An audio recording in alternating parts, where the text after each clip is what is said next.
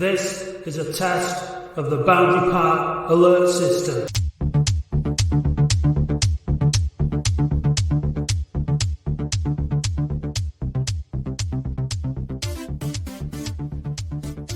Hello and welcome to the Boundary Park Alert System podcast with me, Matt Dean, and Andy Halliwell. Good afternoon, Andy. Afternoon, Matthew. On Newport the day, County away. Yeah, on the day that we drew Newport County away, a day that we will long remember as Oldham fans, in the first round of the FA Cup. Coming up on today's show, we will discuss the win away at Altrincham yesterday, the managerial appointment of Micky Mellon, and other things related to Oldham Athletic. I think that is a general summary of what this podcast will be about. We are joined this week by a fellow OASF director, Mark Mills. You've been on the pod before, Mark, so we don't need to do all that other stuff, do we? Yeah, no, yeah, it's been a while, but yeah, I've been on before. Thanks for having me on again. Pleasure. So out of the three of us, I believe I was the only one who braved the rain. I braved the rain in the first half. I ducked for cover in the second half, I'm not going to lie, because there was a stand with a roof, so why wouldn't you? Yeah, again, and I think it was about me and 1,100 other hardy souls made the trip. First half yesterday was a bit grim. I'm not going to lie. It wasn't a spectacle. We didn't play well. It didn't even feel like an FA Cup tie. It was a bit. Meh. And then in the second half, it felt like an FA Cup tie, and it came to life a bit. And we came to life a little bit and just looked better organised, and ground it out with a spectacular finish by Harrison McGee for the winner. Have you seen the highlights, Andy? I've seen the goal. Yeah, I mean, spectacular. I wouldn't describe it as that. No, I don't know how it went in at all. It was one of those days of FA Cup magic for Harrison McGee. It was his first game in about a year. He played in he came out of left field, that one, didn't it? Paul Murray's like, I've got one game, I need to do something which people will remember it for, and he dropped Harrison in. I think, did you see the phone during the week with Alex Reid? I did, yeah. He mentioned Harrison, didn't he? Because he only called him Harrison because he says he can't pronounce his surname. But he said that he's a really good player and he's not making the team. And then maybe he was just dropping hints at the time. But yeah, came in and he did well. To be fair, he did. And yeah, like I said, it wasn't a spectacular game by any stretch of the imagination. We didn't get on the ball and ping it around like prime Wealdstone or anything like that. It was, it was a bit of a war of attrition. We defended well. Hogan did well at the back again. So they hit the bar, and that was due to an interception by Hogan, who threw himself into the way of the ball. Got to give a shout out to Brennan Dickinson, who threw himself into an advertising hoarding and did himself some damage yesterday. That was right in front of us, and he hit it with some force. And he was chasing a lost cause, really, a ball to the byline that he was trying to whip in. He's never really going to get there. It's a very, very wet pitch. There's about 1.5 feet between the touchline and the advertising hoardings at Altrincham. So it was brave, but possibly a little bit, needless, really. But, you got to give him credit for going for it. Yeah, and it's got us into the draw, into the first round proper, and we've got Newport away. How does that make you feel, Mark? Yeah, I mean, to be honest, it's a bit. The reaction on social media has been a bit negative. Obviously, saying it's a bit. No way. Oh yeah, obviously. I mean, I You do surprise. I've not checked, but honestly, that's a massive shock. I understand it's a League Two team, and that people are just saying it's not the best draw. I understand that, but from my point of view, last time I went to Newport was when we were in League Two. Mike Fondop were unplayable. Bambula got himself sent off with a silly challenge. They equalised, last 5 minutes. It was a good day out, to be honest. It was really good. It's a winnable game because they're not doing that well. So, yeah, I'm not too bothered about that. Hopefully just get through to the next round and then obviously play the Destiny team that is Doncaster away. And then everyone will be happy, won't we? So I was really just hoping for a home draw, to be honest with you. That today I thought, as long as we get at home, we'll fancy our chances. But look, I mean, yesterday was a typical kind of indicator of where we're at. And obviously it's a shame we can't have interim/caretaker managers forever, because they're unbeaten in 7 now, 4 wins and 3 draws in 7 games between Thompson, Redfern, and Muzza. But I think we've questioned the players a little bit, and I think rightly so. But yesterday they were well organised, they were well disciplined against a team that have won the last 5 games and scored quite a few goals. Did a job. Did what they'd obviously discussed it as a team, and the game plan worked yesterday. And I think going to somewhere like Newport, who, like you said, Mark, they're not exactly firing on all cylinders. I think we've got to be confident that we will keep them to the minimum amount of chances, and we'll score. I mean, Alex Reid, Andy, yesterday, he could have scored. In fact, he could have squared it to Will Sutton, who had made a brilliant run into the box. I think if it had been James Norwood that had made that run and Reid hadn't squared the ball, Reid would have found himself in A&E after that, because it was, because it was Will Sutton, he got away with it. But it was a good chance, and McGay had a really good shot actually from about 25 yards that took a deflection and went over the bar. But we didn't create loads of really clear-cut chances. Tollett had a couple of shots where he cuts in from the left and hit it. But yeah, we've got. I think we've got a good foundation now. I think let's thank Thompson and Redfern for their efforts. I think they've done a really good job, steadied the ship. Paul Murray again equally did a really good job. Just 1 game, but 100% record. Can't fault that. Let's not forget, Altrincham, they've just gone 5. They've won 5 in a row, haven't they? Unbeaten in it. I think it was 7, something like that. They're playing at home. They're the informed team. They're 4th in the league. It's a good result. That it's a really good result to go there and they can win. Yeah, it's a cracking result. Yeah. I mean, and they did what you need to do. You need to come away with the win. You don't need to go there and try and play that pitch. Oh my God, I'm not sure when we're there next. It's away next in the league. It's going to be next year sometime. It's going to be a horrible pitch, because it was really starting to cut up already yesterday with the rain and that. It's going to be a bit grim. But we've got them at home after yesterday. We have no reason to fear them at Boundary Park. We've just got to carry this run on now with a win at Rochdale. On Saturday, it's teed up nicely. Micky Mellon's first game away at Rochdale, and you've read out lists of managers and all that kind of stuff who we've had lined up. They've gone for Micky Mellon. How do you feel about the appointment? Well, I said a few episodes ago. My gut instinct was I wasn't that bothered or keen on him. And that was my gut instinct about 3 or 4 episodes ago, whenever we read it out, when Bin Man came on, I think. And I think sort of, I'm not, who am I? I don't know anything. I'm not doing the interviews. I'm just a fan. But I think it was probably influenced by the fact that his second spell at Tranmere was a failure and he ended up leaving. So it just felt like one of those low league managers who maybe had a purple patch and then never did it again, and sort of got 3 or 4 more jobs on the back of some previous success, but could never repeat it and then fizzled out and what have you. That's what it felt like. But actually, if you go back and read, what happened in his second spell at Tranmere, a lot of the Tranmere fans, I think, have done a bit, gone on their forum and had a look at some of the posts from when he was there second time around, bemoan the fact that I think the owners at Tranmere had begun to start to pull back on the investment, and he probably hadn't got enough backing and support. And so potentially that's a mitigating factor. Prior to that, he was at Dundee United, I think, and hadn't done an amazing job there either. So his last success was a double back-to-back promotions for Tranmere from the National League into League One a few years back. So just in the lead up to the COVID season.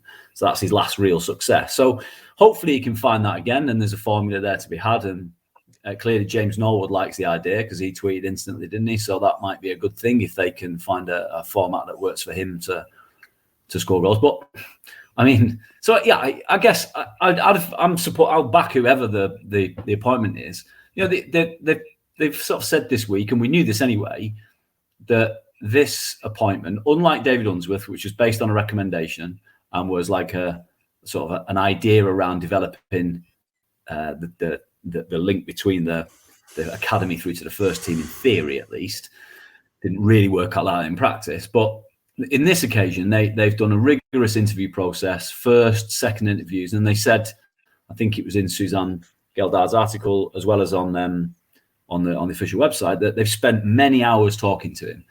And we know that they've spoken to a few other candidates for a while as well. So you assume in there they've covered things like, the academy structure, whether a reserve team or a B team maybe, how to, monetize assets, make sure that there's a long-term plan in place. So they've obviously covered all of that, as well as, what are the ills and good things about the squad that are in place. And I'm sure Micky Mellon's probably watched a few games and maybe he's got an idea or two. But then kind of, we just take that on for a minute, like not jumping around subjects. I mean, fantastic for Harrison McGahey yesterday. In fact, when you and I went in to interview David Unsworth, we both commented, didn't we, about how lean he looked in the players' lounge. And, he looks like he's been working hard, and all credit to the lad, given the injuries that he's had, back surgeries and all that. But if anyone is getting delusions that Harrison McGahey is the answer to our midfield problems, you need to wipe that from your opinion. That cannot be a long-term solution.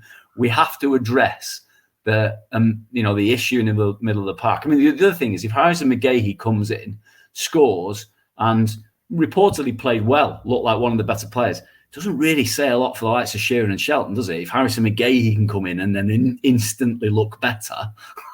So we're going to need to I do understand what you're saying, and I think it's a fair point. But I mean, I think we do have to look at someone like McGahey now with it's a blank slate for a minute. He's obviously been really, really struggling with injuries in his whole time that he's been at Latics. So he's back now. Whether he'd be better off at centre half if he's good cover, good squad player. We do still need to address the midfield issues. I'm sure that Micky Mellon will be free to make some signings somewhere along the way, maybe get rid, ship out some players if he feels he needs to. But I mean, I think in terms of the recruitment of the manager and the sort of like the philosophy behind it, I think really there seems to have been some learning from the board and from the club. I don't know if Micky Mellon was available when we were. There's a couple of different things to this. It's about who was available, and it's also about the interest that people had in joining Oldham Athletic a year ago. I think a lot of people didn't know what was going on. It was new owners. Club had a very bad reputation. They couldn't necessarily get someone like Micky Mellon last time. I think that's what we needed. We needed to be focusing on getting out of this division first and foremost, and worrying about all the other stuff a bit later on. I think probably was probably the best. But at the same time, you can't blame the board for trying to set out a longer term strategy in terms of development and all that. So I think this appointment was off the back of what happened with Unsworth and appointing a rookie manager. It was always probably going to be someone with experience, and I think that's why someone like Steve Thompson and Redford were actually potential candidates, because between them they have a hell of a lot of experience. So they weren't an Unsworth-esque appointment if they'd been given the job, but for whatever reason, obviously, that was never apparently on the cards. So I think it's a good appointment. I think he's got unfashionable clubs like Tranmere, Fleetwood, and Shrewsbury promoted. So that's a good achievement in itself. And like I said before, based on the performance from yesterday and the fact that we've not been beaten in 7 games, like we've got a good foundation. I think defensively we're pretty solid. We just need to find that link between the midfield and the forwards. I think and then we'll kick in. So it's up to Micky now to do that, isn't it? It is. Ideally, we won't be starting many games with one up front now. So when that team sheet came out yesterday, I mean, he had us all absolutely flummoxed, didn't we? We were trying to work out, what is that? Is he good? Is that 3? At one stage, I was like, is that 3-6? What? I can't work out what that is. No, because we didn't know where McGahey was going to be playing, did we? We just assumed there was a lot of defenders on the pitch. But I think Norwood yesterday worked incredibly hard up front. He did really well, considering he did play really well, and he actually. The way that sometimes he looks a bit fed up when he's given that kind of a role, and he maybe he doesn't quite do it for 90 minutes. He starts to think, I think he looked like a man who was like playing for the new man coming in as well. You know what I mean? And he put a shift in, and he did really, really well. I don't think we're going to see that kind of.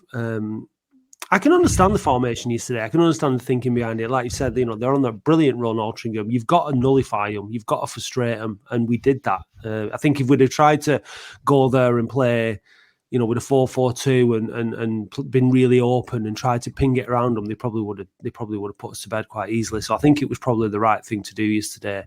And it's going to be interesting to see what kind of a style Micky Mellon approaches with. Particularly, obviously, it might be doing what needs to be done this season, and again, that might mean just being solid rather than being expansive. We'll have to see. Which obviously always goes down like a lead balloon. But I don't think he's renowned for getting teams passing the ball around like Mike Williamson's Gateshead or even Phil Parkinson's Altrincham. I don't think that's the way he's worked. Everyone's sort of seen that. There was that little bit of footage, wasn't there? I think it might have been mentioned. Did you mention it on the phone in where a Tranmere podcaster had a chat to James Norwood, and he talked about how Micky Mellon had basically told them to go more direct because they weren't good enough to pass the ball around. So yeah, I imagine if he wins, it doesn't matter. If David Unsworth had won, it wouldn't have mattered. He just didn't. That was the problem. So yeah. Well, our own Sexy Dave has been in touch with Peter Clark. He asked. Yeah. He tried to set up an interview with him, but he was unavailable, or he just didn't want to speak to Dave. One or the other. Fair enough, either way. But he has given us some points, which as I would read out. He will be firm but fair, which is fair enough. He will want to win games the right way, so that presumably means, I don't know, playing football. I'm not sure what that means. Winning games the right way means winning games, as far as I'm concerned. If you win, you win.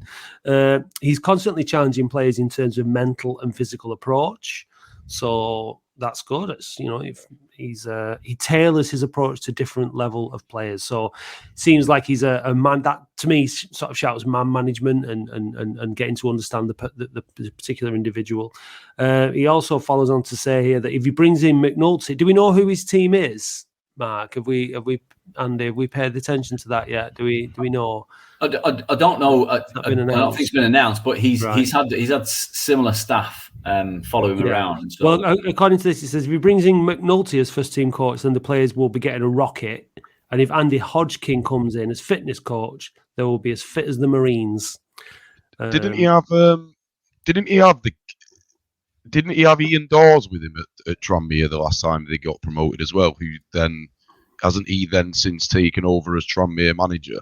I'm not 100% sure on that, but I think that might be right. I think he has had him as his number 2 before as well, but I'm not sure who it is on the O. I mean, what he's going to do is first thing he's going to do is assess a squad. You'd have thought as soon as he gets them in on the training ground, So. On that point, Mark, the last thing that came from Peter Clark was that he will be ruthless, and anyone who resists will be gone, like in terms of fitness and that kind of thing. So.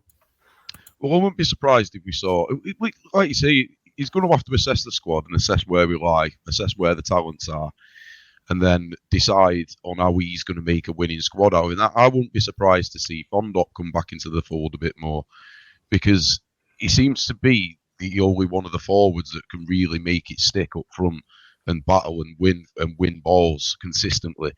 Now, whether you think of him talent-wise or not, it doesn't really matter. If that's what Micky Mellon's going to want, I wouldn't be surprised to see him come back into it a bit more. But he's going to have to probably get rid of a couple of players before he brings them in, because there's players that we've got now who not even making the matchday squad, like Hallam Hope. I think Hallam Hope's injured at the minute. Has he got an injury again? Has he? All right, so, okay. Yeah. So yeah, he's going to have to assess where we are and just see.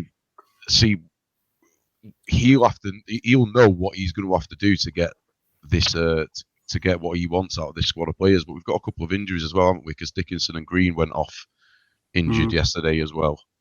So that's Green. It was a nasty fall from Green for Green yesterday. It was one of them where you throw yourself up into the air to win a header, and the defender kind of flips you with his body, and he landed like sort of top, like on his shoulders, top of his back, kind of. It was nasty. It wasn't pleasant to watch him fall like that. So yeah, so him and Dickinson both went off with quite nasty bangs yesterday. So hopefully it'll just be a case of a bit of swelling, and they'll be okay. But I mean, you wouldn't be surprised if Green broke his collarbone or something like that, or broke something with that kind of a fall. And Dickinson would probably have a fairly nasty swelling on his knee. I think it was his knee. So yeah, so and we've been saying for weeks, haven't we, that in key areas, like if we get injuries, we're gonna struggle. And we've highlighted the midfield as one of those key areas, and then 2 of our midfielders both hobble off yesterday. So it's not a good sign, particularly. I'll tell you what will be interesting to see what happens with recruitment, because just to talk about Steve Thompson and Neil Redfern a bit, I don't know what your points of view are, but I was a bit disappointed, if I'm honest, that they didn't stick around to see the team, to finish the job at the weekend, basically. It felt like, and I'm saying the words feel like, because I don't know the conversation that's gone in the background, obviously, it felt like spitting dummies out a little bit on the basis that Steve Thompson was still, in theory, the head of recruitment. He didn't need to leave. And there was a funny article that was produced in the Daily Mail, which I won't necessarily take as gospel, but talked about it being untenable. Like, well, what's untenable about the fact that they're recruiting a first-team manager? You put your hat in the ring, fine. You might feel a bit snubbed, fine. I understand that. You may therefore not wish to stay. I also understand that too, particularly if for example, Micky Mellon wants to bring his own people in to help with recruitment. So there could be a whole host of things going on in the background. But to just say, well, I'm leaving instantly, I can't imagine the club said, we want you to leave instantly. So kind of leaving Muzza sort of on his own and pulling in, youth team coaches to help, I just felt it was a little bit off, personally. Yeah, it did feel a bit weird. Yeah, I just thought it was a bit. I just thought you just see it's not like they had another job to go and do. Neil Redfern was posting pictures of him going to meet ex-Leeds people within a day. I was just like, it just felt a bit odd. So it'll be interesting to see what happens with sort of recruitment, because we had, in theory, and the whole structure of the coaching recruitment staff at the start of the season has been dismantled entirely now. The whole thing's gone. Right? Steve Thompson had a set of scouts who we don't yet know who the scouts are. I'm quite keen to ask who they are, if the club will be prepared to tell us, just out of interest. Although those scouts may not wish to stay around either, I don't know, or may not work with any new head of recruitment. So it's going to be interesting to find out. But yeah, I just found it a bit off, if I'm honest.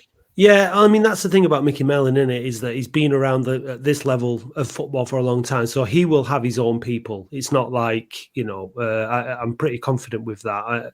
It didn't seem to end particularly well, but it's done now. It's we move on. It's an interesting thing about the structure of the club, really. And I think the more you think about it, and the more you have the potential for instability.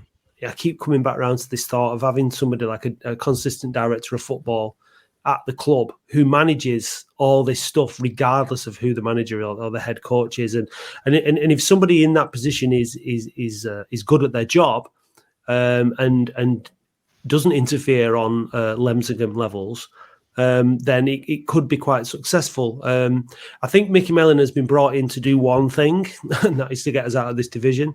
He's been given a 3-year deal because I think this season playoffs is the best we can probably hope for, and that's a bit of a lottery. I think next season we'd be looking at being the favourites to win the title, because I think we've got the basis of a squad to do that with the right additions. So I think that's very clearly his remit. I don't think beyond that is, it would just really have to see how it goes. But I think it's still important to start to get that infrastructure stuff in place. And I think that when you're switching managers, this is why this has to work. That's why I wanted the Unsworth thing to work out, because I wanted that stability in the back of the club. Like you've just mentioned, Andy, everything is now turned on its head in terms of who's doing what. And I think, even if Mellon does well, and he might go off somewhere else, because you just don't know. It's always so unpredictable in football.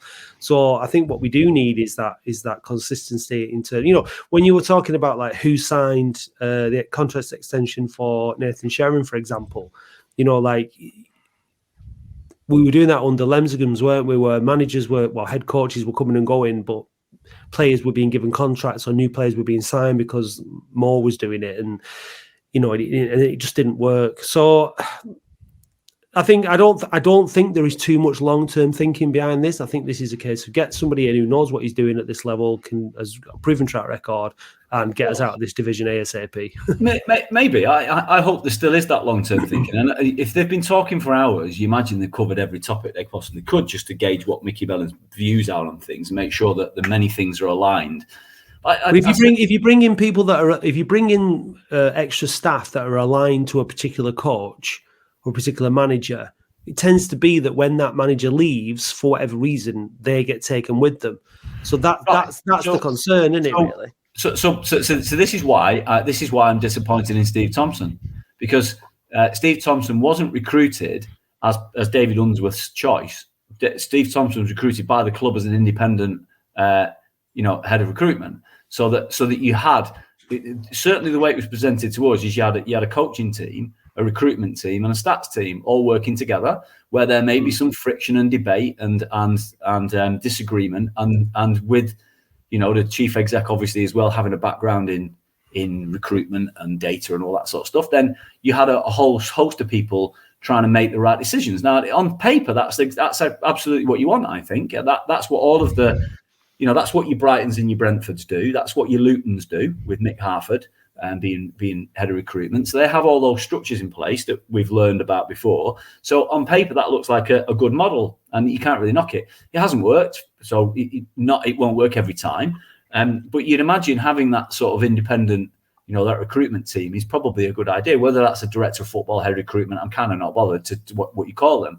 I think that's why I'm disappointed in Steve Thompson. Steve Thompson's within his rights to say, I want to do a manager's job now. And so therefore I want to leave. But he could have stayed. He could have stayed this weekend and seen the team at Oldham, I think.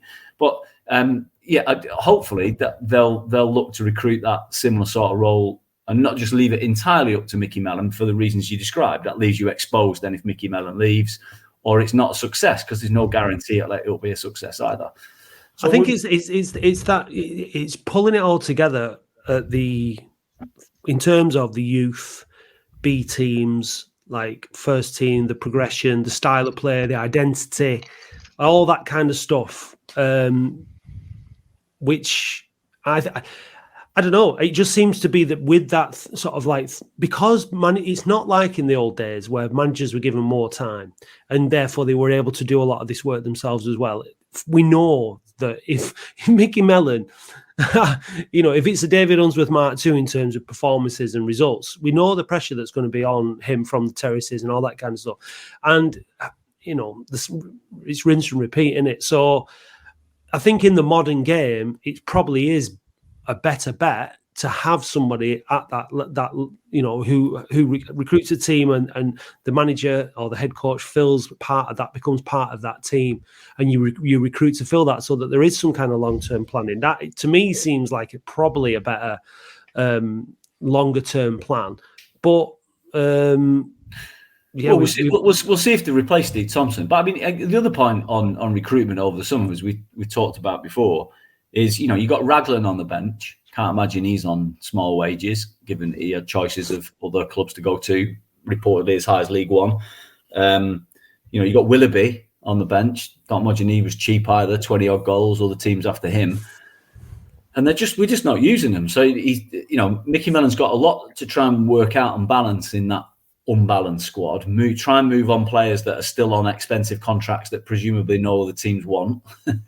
So it's not going to be an easy task, but it would be good to have a stats department and recruitment department that work independently of the coaching team, so you haven't got your eggs in one basket. I like the idea of the structure. It hasn't worked out at this moment in time, so we'll have to see what happens. I think in my heart of hearts, the other reason why I think I was sort of not entirely convinced of Micky Mellon is I already feel like Stockport County's reserves, and I don't want to feel like Tranmere's as well. It's just a bit of just get a bit irritated, like being littered with Stockport and Tranmere's cast-offs. Yeah, I think we'll put it down to geography rather than anything else. I think that's probably what it is. But if he can get the best out of James Norwood, if he's going to be presumably his first striker on the team sheet. Alex Reid yesterday when he came on was a threat. Even though he was playing him pretty much, he replaced Ivan Green and played out on the right. which doesn't look to be his most comfortable position in terms of positioning and the defensive side of things. But he certainly got forward and offered something different. So yeah, look, I mean, we'll just have to see. But and the squad's just imbalanced, isn't it? Still, it's still from last year. I mean, I'd be very interested to know how many of the conversations that Steve Thompson had with David Unsworth actually resulted in a player being signed, and how much Thompson pushed for certain areas of the squad to be strengthened in regards. Because 5 games into the season, we had no right back and no creativity in midfield, really, still. And those were the 2 main issues from the summer. So I can't imagine Steve Thompson sat there and been like, look, we need a right back, we need a right back, we need a right back. He's thrown these right backs at David Unsworth we've either not signed or Unsworth wasn't interested in. And then we ended up with Kieran Freeman, who played 2 games and then's been missing for the past couple of months, who'd not played football in a long time and who was probably very unfit when we signed him. So it'd be interesting to know the dynamic between what Steve Thompson was presenting to David Unsworth and the players that were actually being signed. And then why we signed James Norwood out of nowhere when we already had 4 strikers. There was just the recruitment team was there, but I'd argue that the recruitment still wasn't very good. We signed a couple of good players, Lundstrom, Willoughby, great, good individual players, or they should be at this level. But the main problems with the squad as a whole still weren't solved, in my opinion. I mean, we since Unsworth has gone and all the rest, we do hear stuff off the record, but it's off the record, so it has to stay off the record.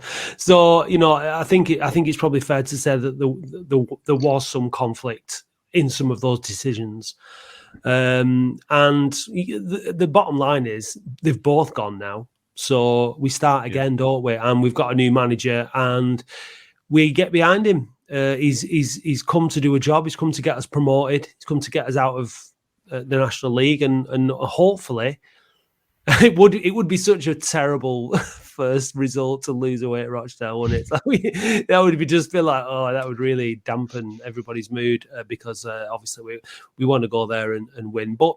I think we've got every reason to be confident that we will, based on the last 7. Is it now? Yeah, 7.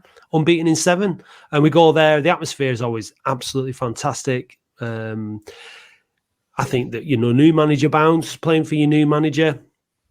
Yeah, I'd be very, very surprised if we lost that game next week. I'd take a point on the road at Rochdale, to be honest with you. But I mean, just out of pure local rivalry, I want to win it. Yeah, absolutely. He's got a full week with him on the training pitch, and hopefully we'll see how he sets up and we can try and put performance in. Did you know, just to slightly keep the subjects on the football yesterday, did you know that's the first time we've beaten Altrincham in a competitive game since 1904? Wow. Well, I can't imagine we've played them that many times, have we, since 1904, Andy? We played them twice last year and didn't beat them. Yeah, I know. Yeah, exactly. Yeah, it was poor last season. So yeah, it's a step in the right direction. Isn't it? Getting through to the first round of the FA Cup. Had we not done that yesterday, that would have been the first time we hadn't played in the first round since 1906. Yeah. So it was good that we did. And to get a plum draw like Newport away, it was well worth. Hey, do you know that Newport County have got Kyle Jameson playing for them? Oh, right. Renewed hope then. I think he started the season for them as one of the first choice centre-backs, and they started off really badly. Yeah. Quelle surprise. And I've noticed that they've picked up in recent times, and I just had a quick look to see if he was playing, and he's not. I didn't realise that Mo Lemsingham was the director of football at Newport County. So that's interesting. Yeah, it was Darren Kelly up until very recently. Right? Yeah, it was. Yeah, I mean, it's one of them again, isn't it? Historically, Latics going to Newport shouldn't be something that they would particularly fear, but it's FA Cup, isn't it? Charlton Athletic got Cray. What are they called? Cray Valley Paper Mills. Cray Valley, yeah, Charlton. So it's a good draw for Cray Valley away at Charlton.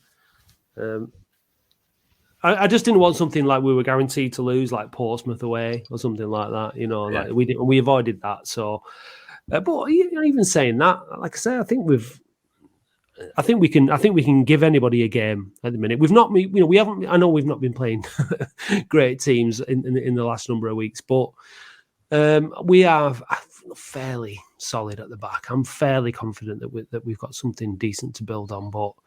It's the same old, isn't it? This season, like Sean Hobson's brilliant, isn't he? Let's be honest. Yeah, he is. Sean Hobson's brilliant. Liam Hogan's, to be fair, has been continuously proving me wrong every match day. I think he's been great for the past few weeks. And then we've got Raglan as well. Will Sutton, to be fair to the lads, been brilliant. We're hard to score against as well. We are very solid at the back. Yeah. So. Did you see Kieran Maguire from the Price of Football podcast tweeted this week about he'd done some when clubs sort of publish their accounts and whatever, he'd done a little bit of a sort of bit of research on there was chat about how expensive it is to get into the Premier League from the Championship, and he did a tweet that showed how expensive it is to get out of the National League into the Football League. And we haven't got Wrexham or Notts County's numbers yet from last year, but the 2, 4, 6, the 8 clubs for the 4 seasons before lost on average 35 grand a week getting into the Football League. What clubs were there? So Salford would be one of them. Well, so I'll read the clubs out. I'll read the clubs out to you. You tell me which one of these. Yeah. Listeners can play along. Which one of these spent the most, right? Leyton Orient, Salford, Barrow, Harrogate, Sutton, Hartlepool, Stockport, or Grimsby? Who spent the most? Stockport. I mean, I'm thinking Salford, but I've got this niggle about Harrogate spending a load of money for some reason because they got rich owners, haven't they? Yeah, they have got rich owners, yeah, but they didn't. The team that spent the most in the promotion season, right? Yeah, not over a series. Stockport did 4.8 million, nearly 4.9 million pounds, negative in effect. So they lost 4.9 million pounds in the year that they went up. I did tweet the Stockport County lads, and they instantly responded with a load of reasons why it was permissible. But it just shows you. Salford was second. They did 3.3 million. Leyton Orient third did 2.7. The lowest was Hartlepool did 360 grand. Yeah, I think this is the thing. It's not essential to be spending that much money. It's just you're kind of like if you've got it and you're desperate to get out of it ASAP. I guess, like with Notts County and Wrexham. I think the other thing as well is like with teams like County, Wrexham and Notts County, they've thrown that money at it that season with a view to having a team that will go on and fit into that division and mount a challenge to get out of it as soon as possible. I don't think it's just a case of like throwing, they're building the foundations to move on again, aren't they? And they are doing quite well, aren't they, up in League Two as well? They've adapted quite quickly. So I think there's a bit. It's probably. I'm sure that they've probably reined it back a bit in terms of the spending since they've got up to that point. You would imagine, because they couldn't keep sustaining that kind of a loss, like £5 million a year, like consistently. So presumably they've reined it in a little bit since then. But yeah, that's what you're up against. And who's languishing down the bottom of League Two at the minute? Who's potentially coming down and is going to be? Tranmere are in trouble. Forest Green. I think is it Forest Green and Sutton are the bottom two? Yeah, bottom two. Yeah. And then Tranmere got beat again yesterday. They're down there. As the spending and the momentum at Forest Green kind of taking a bit of a hit there at the minute, because they got up to League One, didn't they? And now they're down there. Is it kind of as the bubble burst a little bit there? Do we think has the investment gone? Because they can't be. It must literally just be hand over fist pumping money into it. They're getting no return on it. Well, that Dale Vince, that eco warrior, is a bit. He's got a few bob, hasn't he? But I think if you, and I mean from afar, they're spending a lot of time on trying to build a new stadium, so somewhere near the M5 to make it more accessible from Nailsworth, which is in the middle of nowhere. So that possibly is taking budget away or focus away from the playing side, because obviously they've just got a tiny little ramshackle thing, don't they? Like Altringham's, you know. I think they were horrendous in League One as well, so it's probably a bit of a hangover from being so bad. You know, when you've got a team that's so bad that gets relegated, it's we know about that, Mark. Yeah, we know all about that. It's not a given you're going to do well, is it? No, no. Well, but the thing is, though, there's no. Hopefully Tranmere avoid that, and it is Forest Green and Sutton or their ilk that come down.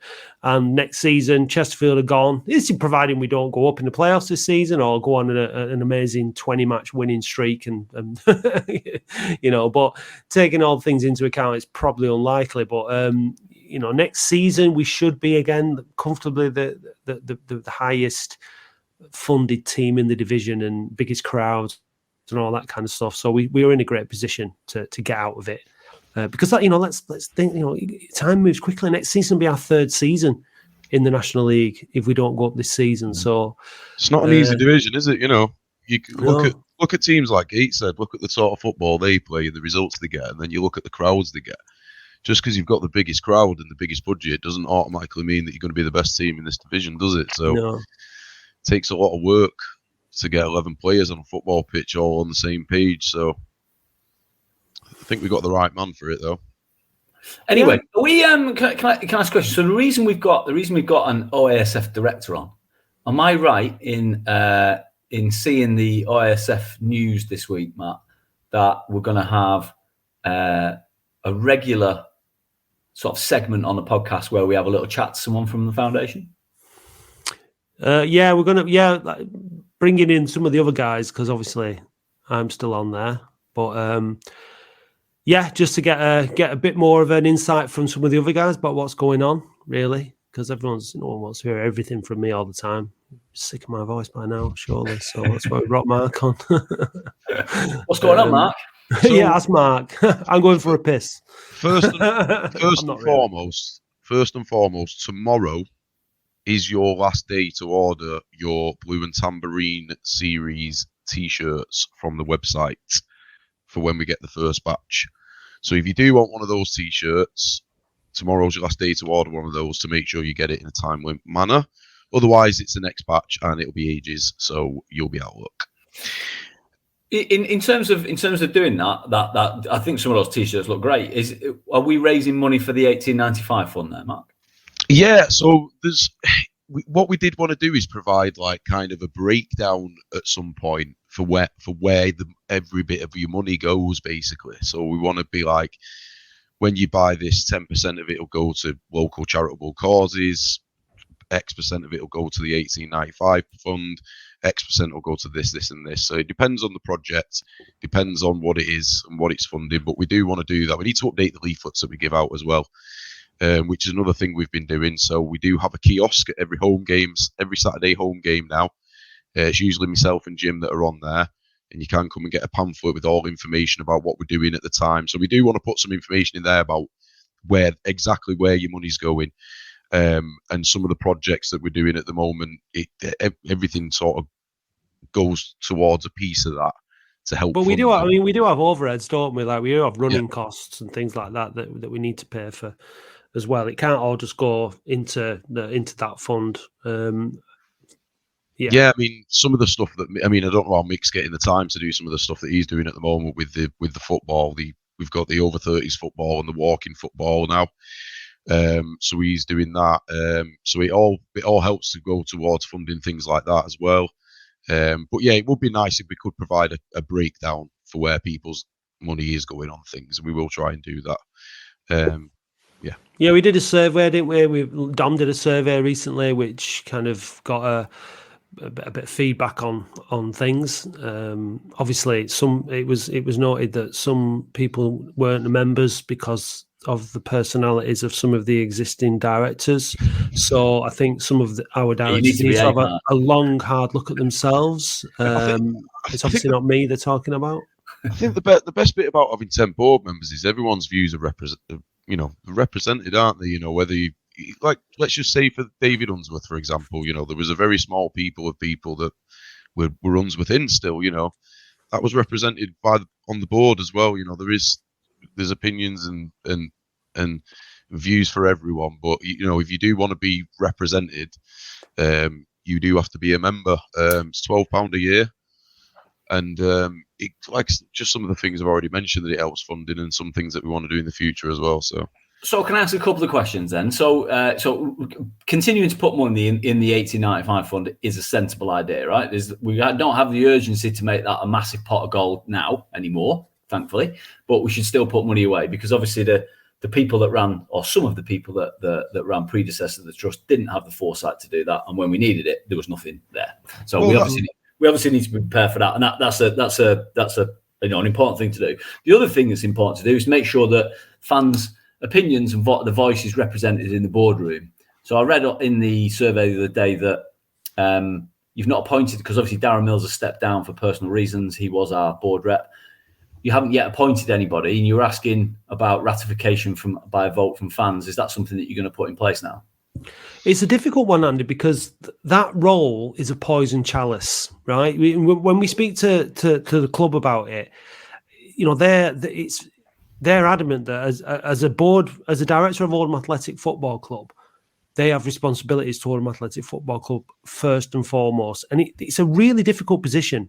I don't envy any of the people that have done it in the past. And what we don't want to do is set that next person up to be in the same situation as in the past, where they're stuck between a rock and a hard place. And it's very difficult for them to affect change either way. So I think what we need to do, we really need to think about how that position is, we make the most out of it. And what we're doing at the moment is we're submitting questions to the board as a board to get answers back, so that we all have access to that information. Because in the past, you've had one board member of OASF or Trust Oldham who has had certain insights, then they're not allowed to share with the rest of the board. Puts them in a really, really difficult position. So we don't want that. We don't want to repeat that same thing over and over again. So we do need to think carefully about how we fill that position.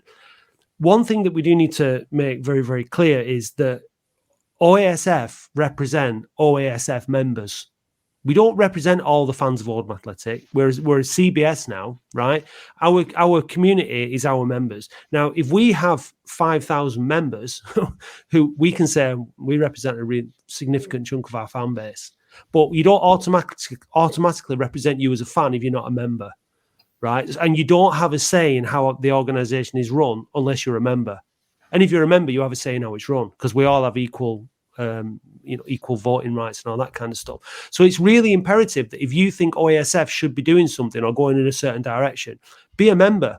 Because if you're not, it doesn't matter what you think. To be brutally honest, just out of interest, when the if you take it back to the sort of old trust times when the Lemsagams were still in the hot seat, they had about 200 members, I think, at one stage. And then when the new board decided to take some action and really take a stance on behalf of us all, sort of following PTB's lead, if you like, you had that membership up well over 1,000, didn't you?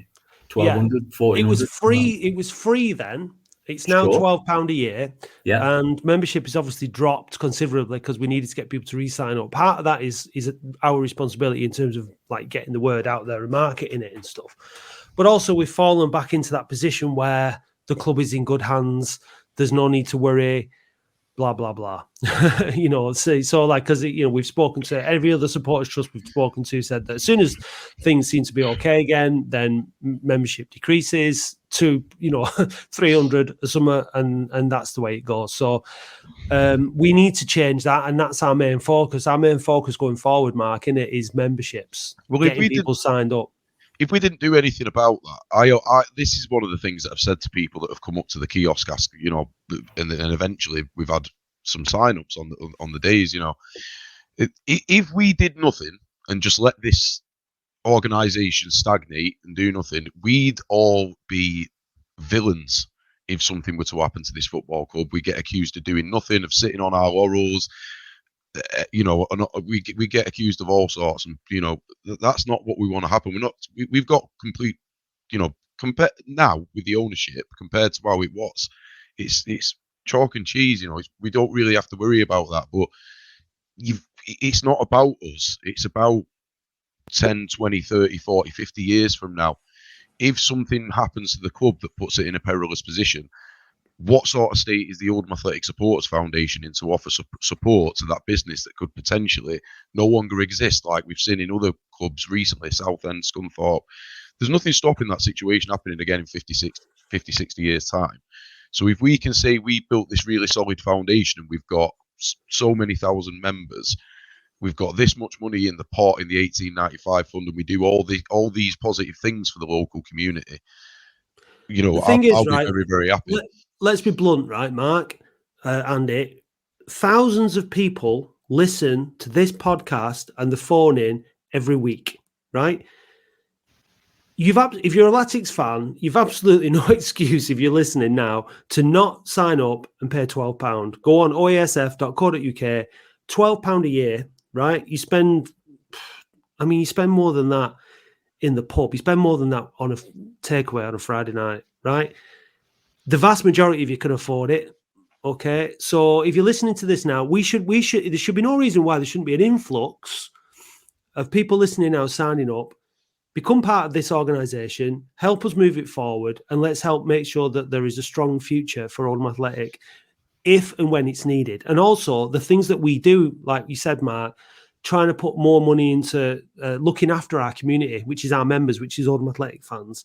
The kind of stuff that we want to do, the Latics lift, the season tickets for people who can't afford it. You know, we want to contribute in other ways that Trust Oldham in the past wasn't set up to necessarily do. So there's no reason why you shouldn't just now, while you're listening, jump on your phone, set up your £12 a year, and then it's done. And then in future, when the surveys are being there, be involved. You're being asked. You can have a say in how this organisation progresses and moves forward. But like, it's hard work to try and convince people to do it. So I'm asking you now, if you're not a member of OASF, go on the website, sign up for £12 a year, end of story, jobs are good. And then when we've got that new person on the board, we want that person, or however that's going to be set up, to be backed. It's only going to be significant for that person and for our organisation if they are backed by thousands of Latics fans.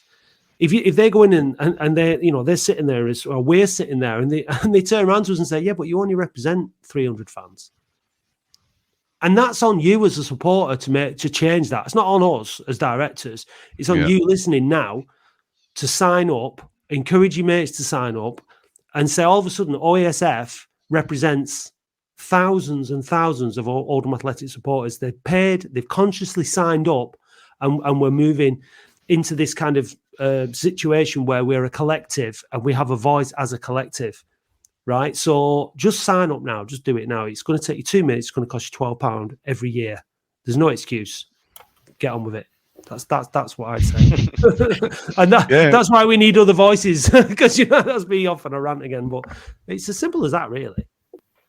No, I agree, and the benefits you'll get out of it as well, in the sense of community, will be worth it. Like I say, the things that a couple of the directors are doing, the football, we've got other plans as well. To do other events that I don't want to put pressure on us now and say they're going to be similar in scale to the Legends game, but that's the sort of things we want to do for fans. Mark, they'll be a lot easier to do when we've got thousands of members and a bit of money to actually, spend on things, and more volunteers and more people involved. It's until we're in that position, we're going to struggle. It's going to be hard. It's all down to us and our time and our efforts. Yep. And, the money that we put in and the time that we put into things. So, if you want a strong foundation, sign up as a member. 100%. Fair enough.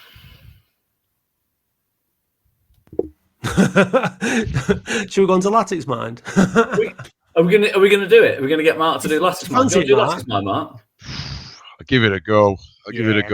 Did you do it last time, or was it? Did we not do it when you came on last time? I don't think it was a thing when I came on the podcast. In that case, you definitely have to do Latics, Mark. Oh, go on then. Don't give me anything before like 1999 or something like that. Well, we can't guarantee that, can we? Go on, I'll give it a go. May the force be with you, Mark. Are you ready, Andy? Yeah.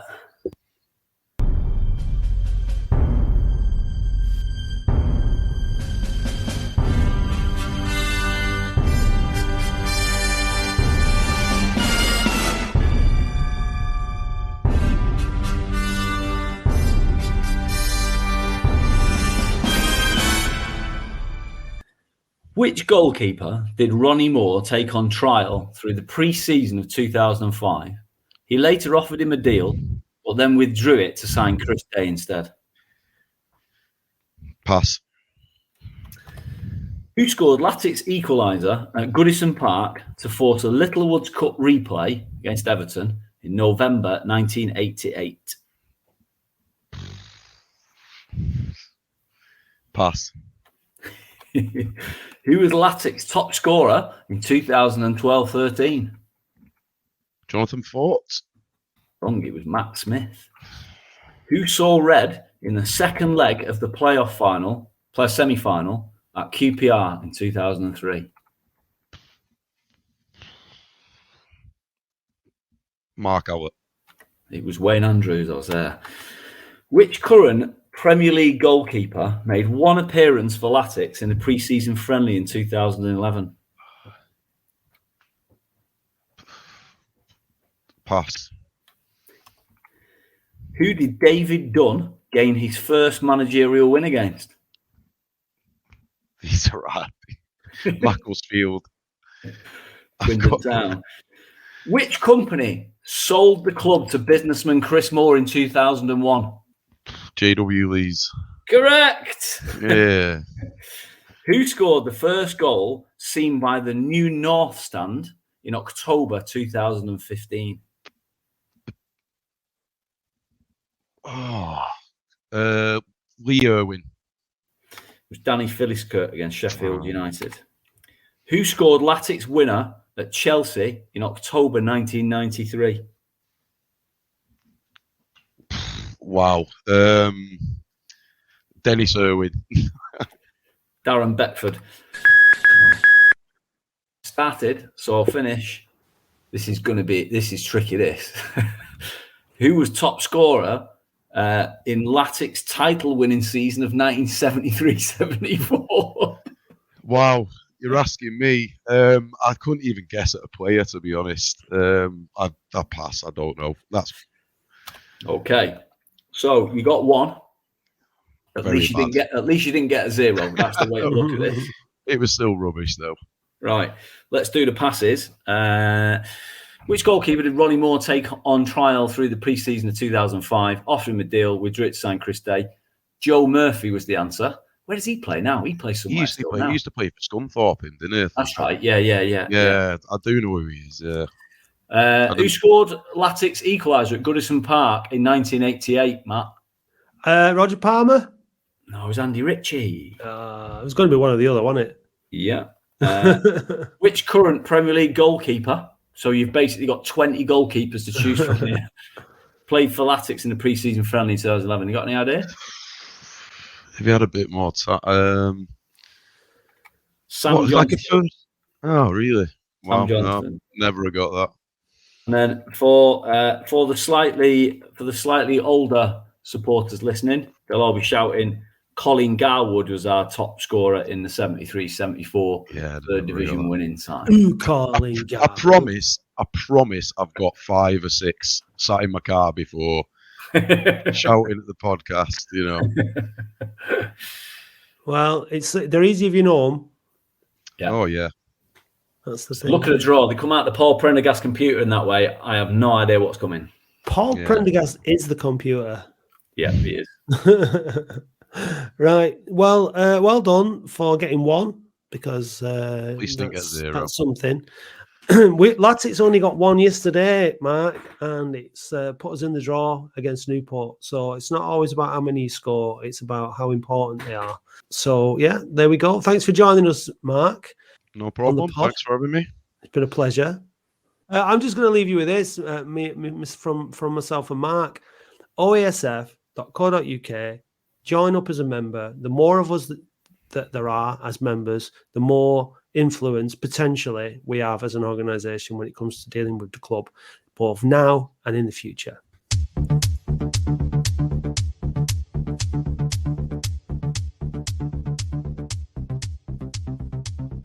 Thank you for listening to the Boundary Park Alert System, a QPod production hosted and produced weekly by Matt Dean, Andy Halliwell and Dave Bradley. QPod is Oldham's only dedicated podcast production company, and if you'd like to learn more about how podcasting can help take your brand to the next level, visit kupod.co.uk.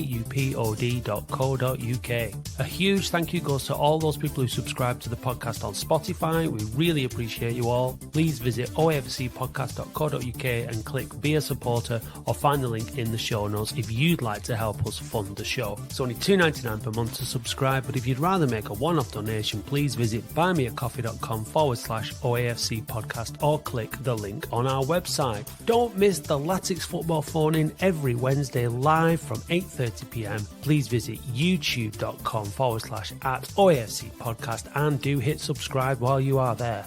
You can also follow and interact with us on Facebook, Twitter, Instagram and TikTok @OAFC podcast. Big thanks go to Eileen Finnegan for writing our excellent weekly blog, which we encourage you to read on our website every Saturday morning, and also to Paul Prendergast for providing us with all the Latics Mind questions. The title music for the show is by Manchester DJ and producer Starion, and for more information visit bandcamp.com/Red Laser Records. If you'd like to be a guest or contribute to the show, we would love to hear from you. Until then, see you next time.